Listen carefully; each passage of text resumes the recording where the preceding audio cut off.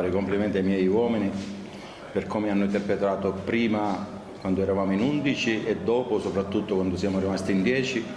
Credo che non hanno avuto mai paura di attaccare, hanno mantenuto il campo in un modo straordinario contro un avversario organizzato, un avversario che ci aveva messo in difficoltà in Coppa Italia. Credo che una bella partita, sicuramente l'espulsione ha condizionato molto l'andamento della gara, però credo che noi dobbiamo, in questo campionato può succedere, credo che l'arbitro ha fatto la sua partita onestamente, credo che al di là dell'espulsione è stata condotta in un modo egregio. Io credo che le due squadre si rispettavano, credo che 11 contro 11 abbiamo avuto molte occasioni per fare l'1-0, loro forse avevano preso il palo all'inizio di gara, però poi la mia squadra è uscita fuori, ha creato tante occasioni e anche in 10 uomini abbiamo attaccato, abbiamo avuto delle occasioni, ma noi soprattutto il punto, noi siamo contenti dell'atteggiamento, della tenuta fisica, dell'aggressività, della compattezza, quello che cercavamo. Questo campionato è duro, vedete i risultati, non è facile e oggi abbiamo fatto un buon punto che ci dà la consapevolezza che siamo sulla buona strada.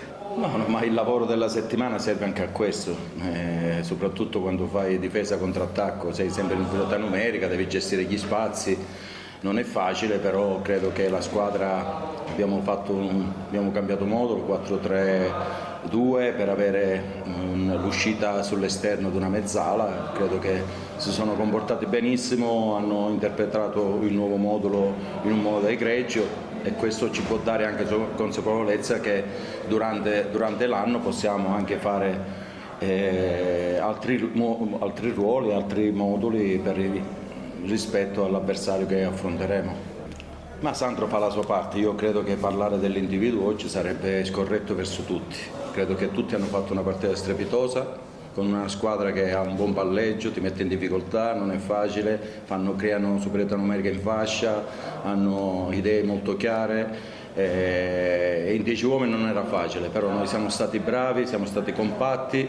Questo punto ci dà, l'ho detto prima, ci dà consapevolezza che siamo sulla buona strada. Il campionato è difficile, però come ho detto sabato noi facciamo la nostra strada, sappiamo dove vogliamo arrivare, abbiamo tracciato un percorso da percorrere, però questo è un punto che veramente rafforza e ci dà forza per il futuro. Adesso abbiamo partite ancora dei derby, abbiamo superato l'Enna, ora abbiamo la Cireale, poi c'è l'Agragas, andiamo a Licata.